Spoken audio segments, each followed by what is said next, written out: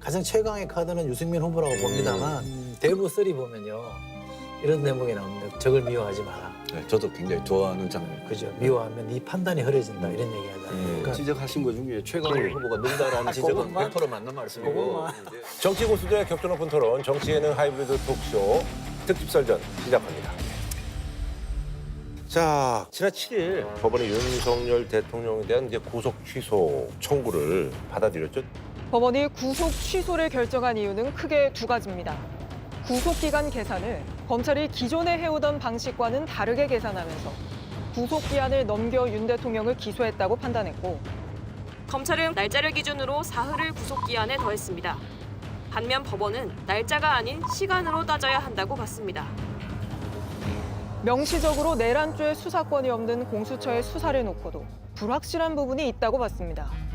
대검찰청이 즉시 항고를 포기했고 곧바로 윤석열 대통령을 석방했습니다. 즉시 항고해야 한다는 특수본 의견이 있었지만 심우정 검찰총장이 법원의 구속 취소 결정을 존중해 윤 대통령을 수사한 특수본에 윤 대통령 석방을 지휘했다고 밝혔습니다. 결국 대검이 윤 대통령 석방을 지휘하면서 윤 대통령은 서울구치소에 구금된 지 52일 만에 풀려나게 됐습니다. 우선 그 소식 들을 때 너무 황당하더라고요. 무슨 일이지? 검찰의 행태는 저는 좀 이해하기 어렵습니다. 왜냐하면 이 문제는 그동안에 검찰도 자기들이 해왔던 방식이 있잖아요. 근데 1심에서 끝내버렸잖아요. 그리고 석방을 했잖아요. 그래서 이 뭐 막후에 뭐가 있나? 예를 들면 그동안에 소문이 많이 들어왔던 것처럼 김 전 민정수석과 심우정 총장이 검찰에서 같이 근무한 뭐 경험이 3번인가 있다는 정도로 둘 다 기획검사로 있었기 때문에 각별한 사이 아니냐고 그 라인이 작용한 거냐. 왜냐하면 대검은 구속 석방하는 게 맞다 그랬고 네. 수사를 담당했던 특수본은 아니다 그렇게 하면 안 된다라고 버텼잖아요. 그래서 시간이 좀 지체됐었죠. 그러니까 예. 이거는 뭔가 석연 차리는 대목이 있어서 저는 검찰총장 정도는 책임지는 게 맞다. 어쨌든 검찰이 이 법원의 판단에 따르면 실수한 거잖아요. 계산 잘못해서 석방이 된 거 아닙니까? 네네. 왜냐하면 당시에도 처음에 이제 구속한다 만다 이렇게 할 때도 정치권에서 그런 얘기가 나왔거든요. 왜 전국 검사장 회의 같은 쓸데없는 절차를 자꾸 밟느냐. 뭔가 꼼수 쓰는 거 아니냐, 쇼하는 거 아니냐 이런 비판이 있었거든요. 그래서 결국 그때 검찰이 시간 지체한 것 때문에 결과적으로 이렇게 됐다면 이건 저는 총장이 사퇴하는 게 맞다. 어쨌든 간에 그때 이제 뭐 검사장 회의하면서 시간을 지체한 것이 이렇게 보니까 약간 의도된 게 아니냐 뭐 이렇게 이제 생각할 수도 있다는 그렇게 볼 얘기죠. 수 있죠. 예. 네, 그래서 이제 뭐 야오당에서는 이제 검찰총장에 대한 이제 뭐 탄핵을 이제 발의를 하겠다고 이렇게 얘기를 하고 있는 상황인데. 민주당에서 사퇴 요구하고 탄핵 얘기 나왔는데 어떤 입장이십니까? 제가 수사팀 또 대검 부장회의 등 여러 의견을 종합해서 적법 절차의 원칙에 따라서 소신껏 결정을 내린 것인데 그것이 사퇴 또는 탄핵의 사유가 된다고는 생각하지 않습니다.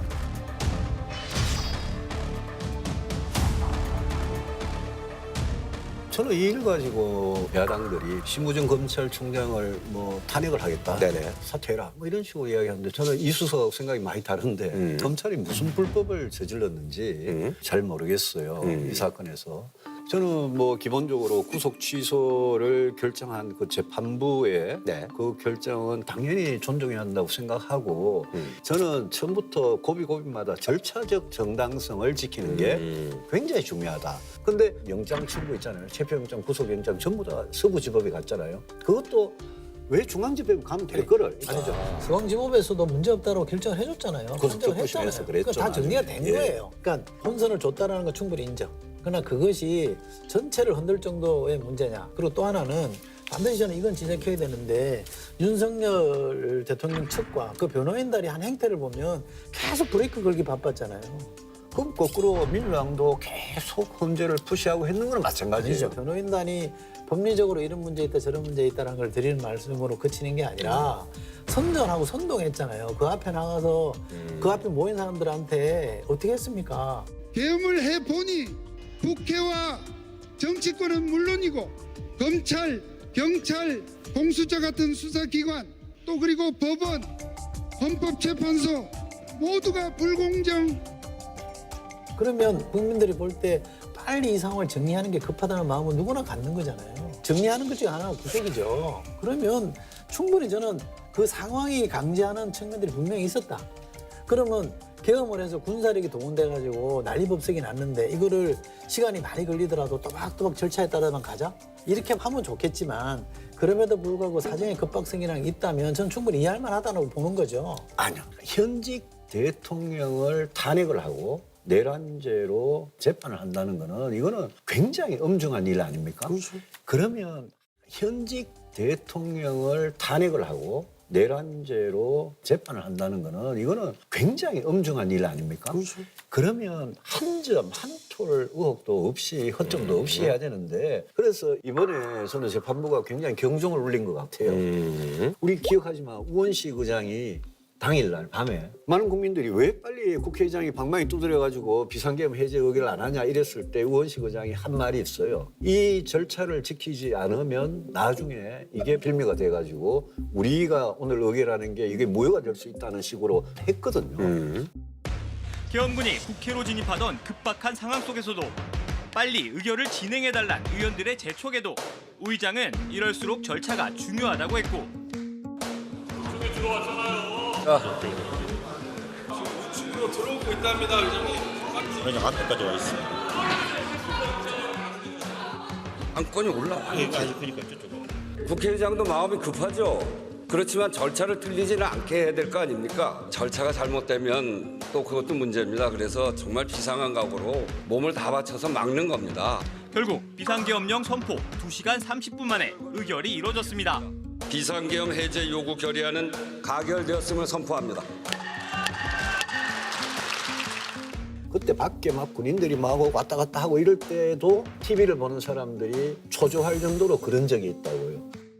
그래서 이걸 보면 저는 헌법재판소도 말이죠. 1월 초에 탄핵사유에서 내란죄를 빼겠다. 이 부분 하고요. 2월 3일에 나은혁 후보에 대해서 헌법재판소가 그날 오후 2시에 결정을 발표하겠다 이랬는데 오전 11시 돼가지고 연기한다 이래요. 이거는 무슨 선진국 헌법재판소나 대법원에서 있을 수 없는 일이거든요. 11시 연기 발표. 예, 그럼요. 예. 또 국회가 한덕수 권한대행을 탄핵소추 의결을 할 때 정적수 문제가 있었잖아요. 네. 그거 이제까지도 3분의 2인지 과반수인지 아직도 현재가 결정을 안 하고 있고 이런 부분을 보면 윤석열 대통령 측에 반박할 빌미를 상당히 준 것 같아요.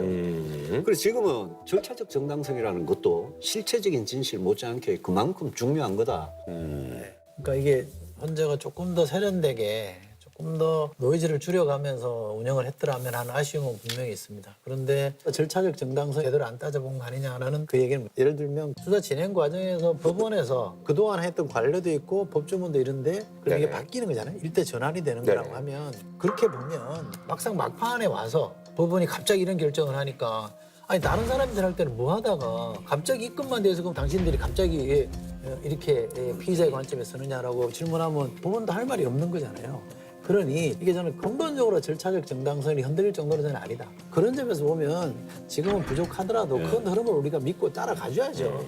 저는 헌법재판소가 지금 굉장히 급박하게 빨리 정리한다라는 것보다는 지금 헌법재판소 심판이 이제 결과가 발표되고 난 이후에 국민들 분열이나 혼란 이런 굉장히 걱정되는 때 아닙니까? 왜냐하면 구속 취소까지 하면 지금 분위기는 굉장히 흔들리고 있거든요. 그래서 헌법재판소 심판 결정문은 더 문제가 없어야죠. 그렇게 하려면 헌법재판소가 지금 뭐 요 며칠이 급해가지고 발표하는 게 중요한 건 아닌 것 같아요. 그렇죠. 그러니까 뭐 갑자기 땡길 이유도 없지만 저는 이것 때문에 또 미룰 이유도 없다고 생각해요. 충분히 평일에 해왔잖아요.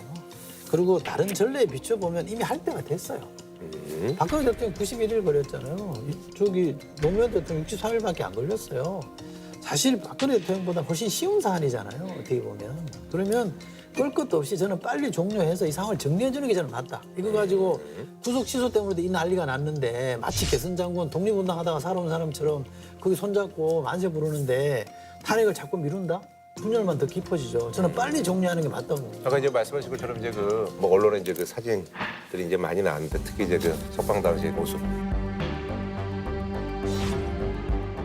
지지자들 향해서 이제 손을 흔들고 뭐 이런 모습에 대해서 그만큼도 국민에 대해서 미안한 생각이 없어요. 아니 저는 뭐 그 모습 자체는 처음부터 끝까지 윤석열 대통령이 이 문제에 대해서 취했던 태도나 그 이후에 내란 혐의에 대해서 국민 전체에 대해서 사과하고 반성하는 모습이 없었던 거 그거는 뭐 저는 처음부터 잘못이라고 지적했고 이번에도 이제 구속 취소되고 나올 때 전체 국민을 보고 네. 메시지가 좀 있었으면 좋았겠는데 자기를 지지하는 사람들만 보고 하는 것 같아서 그 부분은 저는 뭐 떳떳하고 당당한 대통령 모습은 아니었다고. 네.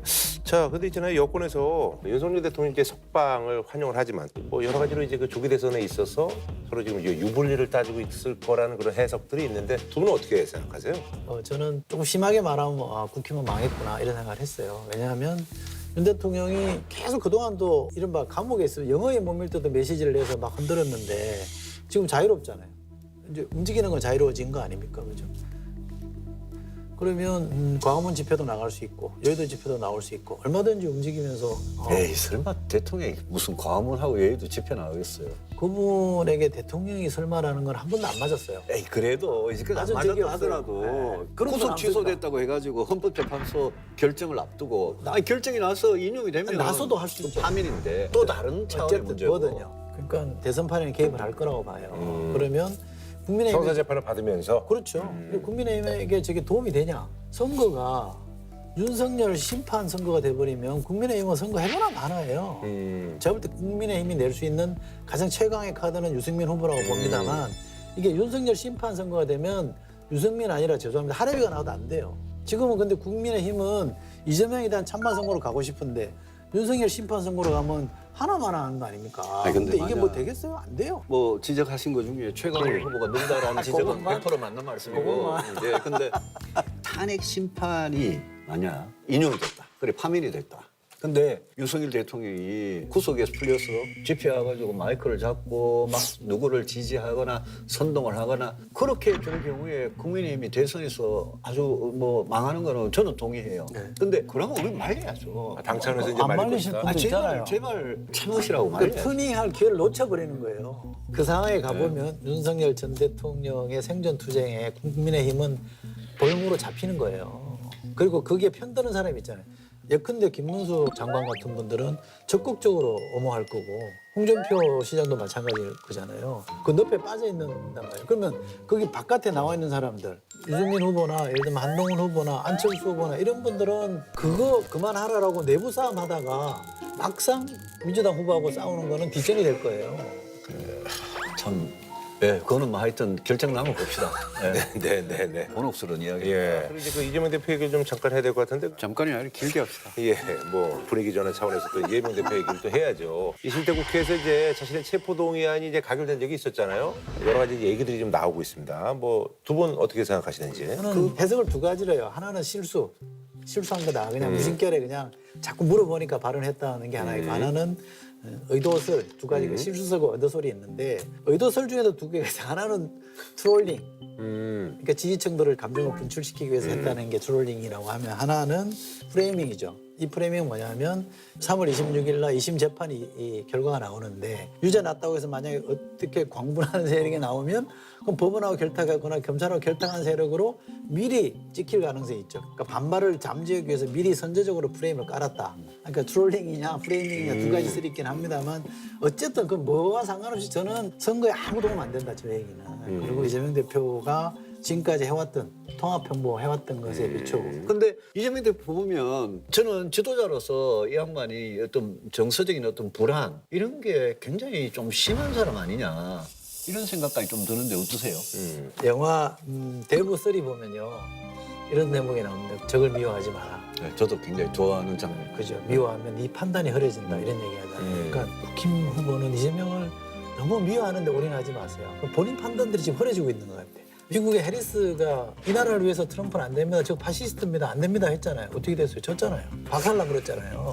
누가 안 된다라는 캠페인 갖고 이길 생각하는 거, 누구를 미워하는 거 가지고 뭐 사람들 설득하는 거 안 먹혀요. 우리 국민의힘 입장에서 이재명은 안 돼. 이것만 가지고 안 된다는 거 그거는 뭐 100% 동감합니다. 그래도 국민들한테 이재명 대표가 얼마나 위험하고 얼마나 왔다 갔다 하고 불안한 사람인지는 지속적으로 상기는 시키고. 저는 전략을 좀 다르게 쓰는 게 좋겠다고 보고요. 트럼프가 왜 압도적으로 이기느냐라고 하면 주목을 자기한테로 끌고 가는 힘이 압도적으로 좋았다는 겁니다. 좋은 소식이든 나쁜 소식이든 자기한테 언론의 스포트라이트를 머무르게 하는 힘이 워낙 압도적이잖아요. 그게 승리의 원동력이라고 하거든요. 지금 사실은 전체 국민을 주도하는 거는 이재명 대표예요. 정책도 마찬가지예요. 상속세도 그렇고 무슨 뭐 KMB다도 꺼내놓으면 한쪽에서는 사회주의다, 한쪽에는 뭐 택도 없는 소리다, 뭐 공격을 하는데 결국 던진 사람은 그 사람의 아젠다 갖고 놀고 있는 거예요. 이거는 이재명 대표한테 지금 다 말리고 있다니까. 아니, 그 말리는 게 아니라 정치적으로나 선거 아까 그 부분도 그렇고 이재명 대표의 실체를 국민들이 지금 특히 중도층에 계시는 분들이 헷갈려 하시니까 그거는 말씀을 드리고 나서 그러고 나서 우리 국민의힘이 치고 나갈 이슈는 그러니까 만들어야죠. 국민은 바보가 아니다라는 유명한 명제가 있잖아요. 정치학에. 그 얘기는 뭐냐면 이재명 대표를 이제 공격하는 국민의힘의 논리와 팩트가 있을 수 있잖아요. 그거 우리 국민들이 다 아는 거예요. 근데 그건 분명히 한계가 있는 거고 저 사람이 던진 아젠다를 가지고 그 안에서 찬반 논쟁하면 못 이겨요. 전략을 바꿔야죠. 이제 우리도 이제 뭐 정부가 이제 정상화가 되면 어쨌든 북핵 협상 뭐 이런 것들을 해야 되는데 트럼프가 이제 김정은하고 워낙 뭐 이제 그 전에도 뭐 이제 브로맨스다, 뭐 내 친구다, 뭐 이렇게 해서 얘기를 했단 말이죠. 그래서 우리를 약간 뭐 패싱하고 이런 거에 대해서 우려를 좀 표하고 있는 그런 상황이에요. 사실 그런 걱정이 있는 것도 사실이에요. 근데 그거를 우리가 트럼프에 대해서는 뭐든지 너무 지레짐작하고 너무 기정사실화하는 거는 굉장히 안 좋은 것 같아요. 트럼프 본인이 굉장히 전략적으로 왔다 갔다 하고요. 때로는 숫자 같은 거 일부러 틀리는 것 같기도 하고 이 사람은 평생 비즈니스를 한 사람이라서 일단 세게 후려치고 그 뒤에 이렇게 좀 이래 조정하면서 자기 이익을 딱 가져가는 약간 이런 데 능한 사람이라서 언론도 그렇고 정부도 그렇고 너무 앞서서 마치 트럼프가 하지도 않았는 거를 한국 패싱을 할 거다. 김정은하고 뭔가를 할 거다. 이렇게 이야기를 지레짐작할 필요가 없다. 트럼프가 지난 2018년, 19년 이때 싱가포르, 하노이 회담에서 김정은이 그 멀리 기차를 타고 와가지고 하노이에서 만났는데 노딜로 끝났잖아요. 그 트럼프는 자기가 세상에서 딜을 제일 잘하는 사람이라고 스스로 생각하는데 노딜로 끝난 그런 경험이 있기 때문에 김정은하고 당신이 이야기할 때 우리가 옆에서 같이 하고 한미 공조를 해가지고 전략을 가지고 나가는 게 당신한테 왜 유리하고 미국한테 어떤 이익이다. 이거를 설득하는 게 트럼프는 굉장히 중요한 것 같아요. 서울 패싱 가지고 너무 호들갑을 내일이 없다. 그럴 필요는 없다. 근데 좀 우려스럽기는 하죠. 그 기자 두 사람이 부부인데 트럼프 4년, 일기 4년을 책으로 썼어요. 그 책 제목이 더 디바이더예요. 분열시키는 사람이라는 뜻이죠. 그 이제 퇴임한 이후에 트럼프를 찾아가서 인터뷰를 했는데 책 말미에 가보면 이런 얘기. 그 트럼프 사무실 뒤에 사진이 이렇게 있다는 거예요. 그 중에 하나가 김정은 만나는 사진이에요. 그러니까 그 얘기는 무슨 말이냐면 이 김정은과의 뭔가로 관계를 푸는 게 자기가 목표로 하는 것 중에 하나예요. 특히 그게 이제 노벨상과 관련시켜서 상당히 의미 있게 본인은 생각하고 있는 거거든요.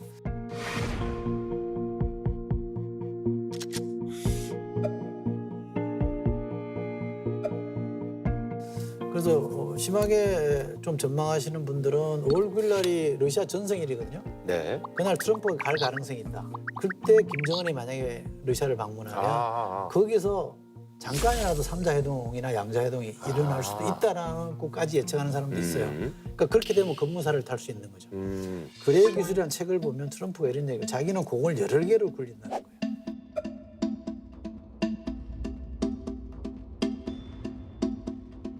다 성공하는 게 아니기 때문에 막 뛰어요. 지금도 보면 판을 벌리는 거 보면 이것저것 막 한꺼번에 하잖아요. 네. 근데 조리 없이 하는 것 같은데 그중에 어떤 게 결실을 맺을지는 확신이 없는 거예요. 그중에 몇 개만 하면 되니까 저는 그렇게 판을 여러 개 수를 놓는 것 중에 하나로 북한하고의 관계도 시작할 수 있겠다 싶은 생각이 우리가 생각한 것보다 빨리 갈 수도 있겠다라는 생각을 합니다. 트럼프가 뉴욕 출신인데요. 뉴욕이나 뭐 시카고에서 마피아들이 이렇게 구역 인정하듯이 보면 강자를 인정하는 경향이 상당히 있고 구역을 인정하는 경향이 있어요. 예컨대 뭐 푸틴, 세력과 시진핑, 김정은 이런 강자들한테 김정은 거기 포함될지 모르겠습니다만 구역을 인정을 하면서 그래도 미국은 세계 1등을 해야 되고 강자들하고는 평화 안정을 추구하고 경제 실리를 취하는 이런 경향이 굉장히 있는 사람 같아요. 그래서 푸틴이 시진핑이 뭐 독재자고 뭐고 이건 이제 이런 사람한테는 안 중요한 거죠. 그러면 러시아 푸틴이나 김정은이나 다 중국 견제할 카드가 된다고 생각하면 굉장히 그게- 가까워질 수가 있는 것 같아요. 그게 이해관계가 네. 푸틴하고 트럼프가 맞아떨어질 수 있다는 거예요. 네. 푸틴은 서방 쪽으로는 이제 우크라이나 쪽에 상당 부분을 먹었잖아요. 그럼 이제 동쪽에서는 북한하고 한반도 이 라인, 일본까지 여기 이제 가스라인, 네네. 파이프라인을 설치하는 게 굉장히 중요한 문제로 본인이 생각하거든요.